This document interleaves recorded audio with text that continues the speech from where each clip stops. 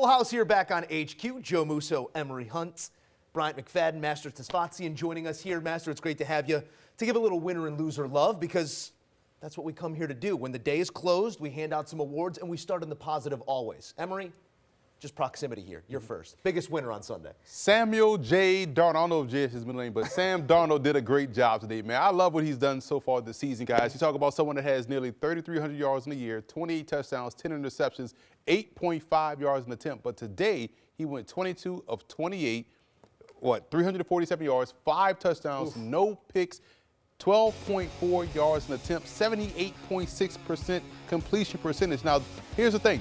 This is his 6th game over 70% completion percentage at over 8.5 yards per attempt. So he is throwing the ball deep down the field. Yeah. He is throwing it accurately. He is spreading the wealth. He is playing like the number 2 overall pick. He's playing like what we saw him play at USC when we were high on him coming out of college. This is the best we've seen of Sam Darnold. He's been playing lights out. I can't get over the Viking hitting the gritty right on cue behind JJ. But anytime you can get your top 2. That was not the best celebration. 2+, that wasn't. Yeah. There was some kid and play out there. Yeah, the kid and play, yeah. Point being, he's out there balling right now, and everything is vibing around him.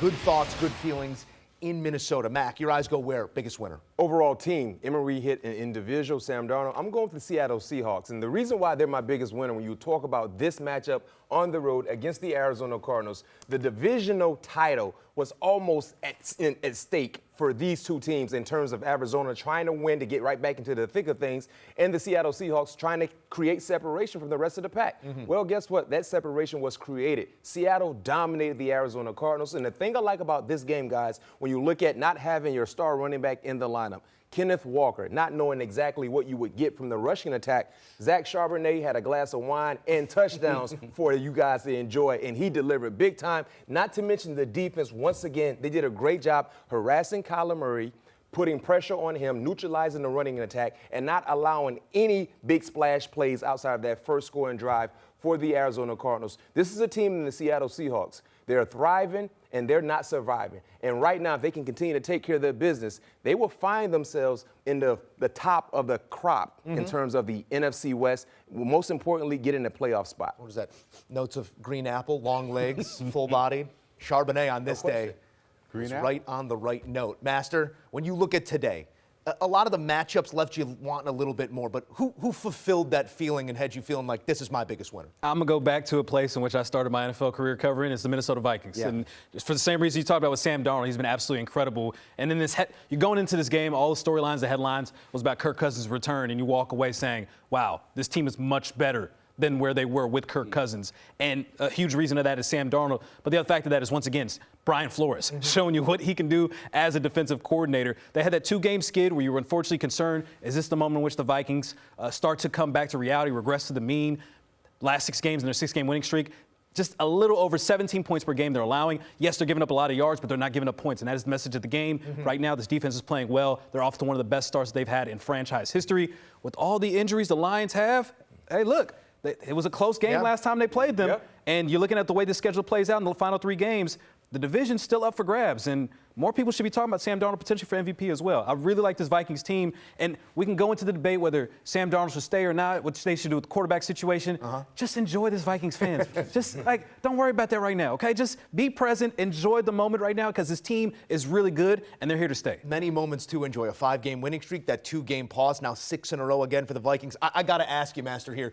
We're always looking at it through certain lenses and relative to something. What years were you there in Minnesota? I was there for the tail end of Leslie Frazier and then the start of Mike Zimmer. And so, just looking at it through that lens, something far different. Absolutely. In the culture itself, like Mike Zimmer really grind these guys to the ground. Yeah. And then you're looking at what Kevin O'Connell's been able to do now. You could see it's a great system that he's working offensively.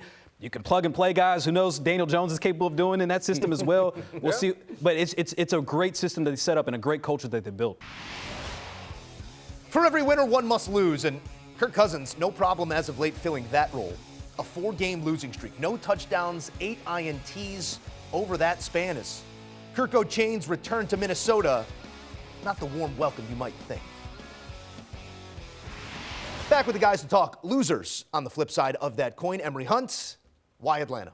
Because early in the season when we used to show the playoff prediction graphic, And I used to always joke, like, why the Saints still in there? Why the Panthers still in there? Well, now the Falcons have allowed them back in the conversation because they were sitting in the first place spot to start the season. Then the Bucs kind of made a charge.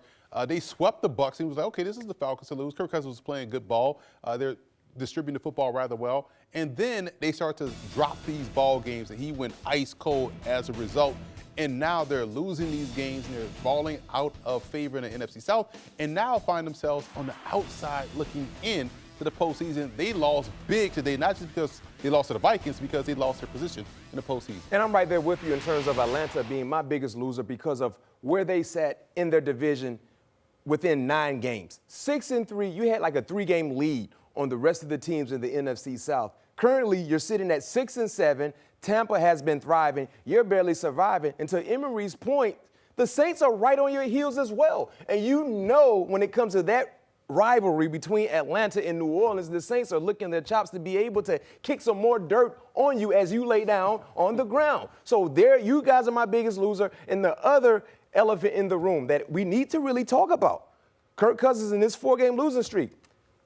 8 interceptions, 0 touchdowns. He's been sacked 8 times. He's not seen the football field well. Now, when it comes to the organization, we all know that you drafted Michael Penix Jr.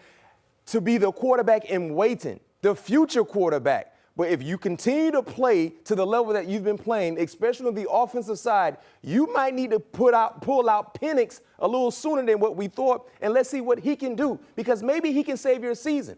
Because if Kirk Cousins does not turn this thing around right now, good luck in answering those questions about why you haven't brought Penix into the lineup, and what do you have moving forward in terms of the quarterback position with your organization. Penix, the heir apparent, and it is apparent that Kirk Cousins is struggling right now. And you look at all of it in the context of Tampa's injuries this season, it only amplifies the failure over this month for Kirk Cousins and those Falcons.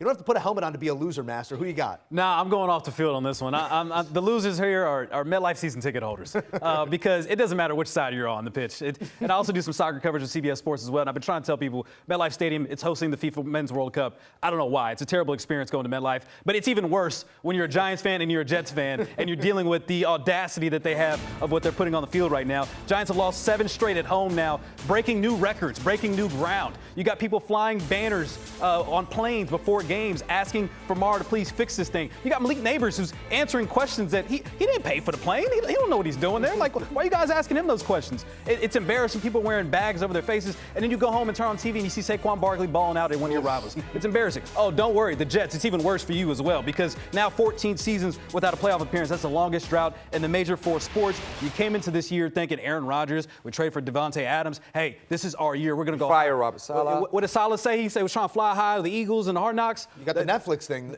That's all they got out of this whole season. That's all the Jets got. It's a miserable, terrible Netflix documentary. Congratulations. It's been a terrible year for you guys as well. And this economy, you're spending all that money to watch this team, paying for those tickets. I feel for you. You're the biggest loser right now.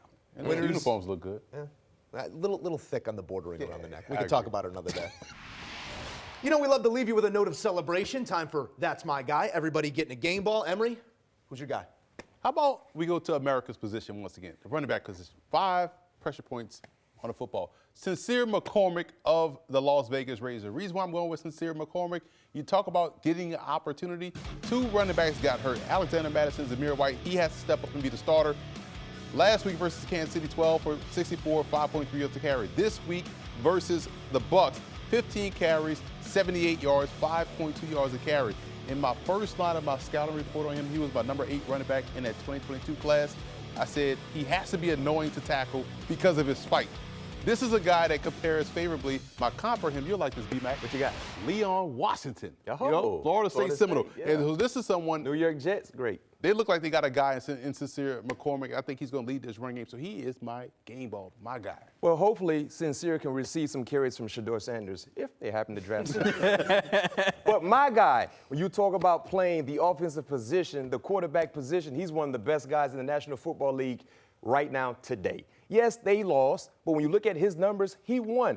Josh Allen is my guy. If you didn't get a chance to watch the Bills versus the Rams, an up-and-down affair, offensive production at a galore, but what Josh Allen did was put the entire team on his back and said, I will not lose. Well, unfortunately, Josh, you lost because you could not play safety or linebacker. But when you look at his numbers, like I said, over 400 yards total, right? 6 touchdowns. And the thing about this ball game, even though it came in a loss, guys, he created separation from the rest of the pack in terms of the MVP conversation. I, for one, felt like number-wise, Josh was not on the level as Lamar Jackson when you compare their stats side by side. But when I watched Josh Allen today, I said, oh, my goodness. He must have heard me because he said, Mac, shut up. You don't know exactly what you're talking about. I'm going to show you I am the guy. And right now, he is the guy in terms of MVP conversation, and he is my guy for the player of the day. Master, who you got? Well, you know, I'm going to stick to that game because I'm going on the other side on this one. I'm going to the head coach, Sean McVay. Someone which I covered when there was a young offensive coordinator they told me that was pretty good when I was covering the Washington Commanders, and he turned out to be a Super Bowl champion. He's got that fire. His energy is back. They 457 total yards against Sean McDermott's defense today. Again, facing off with your guy, Josh Allen, who was an alien, as Sean McVay described him, and being able to go toe for toe, bar for bar with him, and being able to pull out the W was absolutely incredible and impressive. This team started out 1-4. Now they're finally over 500 at 7-6, just a game back behind the Seahawks, and the schedule's lining up really nice with them. They already have a win against the Seahawks, short week against the Niners that are battered right now. Then after that, playing those Jets at MetLife, unfortunately. And then you got home games against the Cardinals and the Seahawks to finish this off. Hey, Rams might win this division. All right, I get one too. I don't know if I can make this throw here. Going CC Studio Ops, a lot of expensive stuff in here. Zach Charbonnet, because it's all about opportunity, and opportunity in this game comes in different ways. Zach Charbonnet told us on Sunday, you can hand it to that man 22 times, and he's going to find you 150-plus yards of total offense. He was the answer in a game where Seattle had a lot of questions coming in. Could they do what they always do to Arizona? Could they do it without their feature back? Well, they might have two. Zach Charbonnet, I'll have two. Couple glasses. That's my guy this week.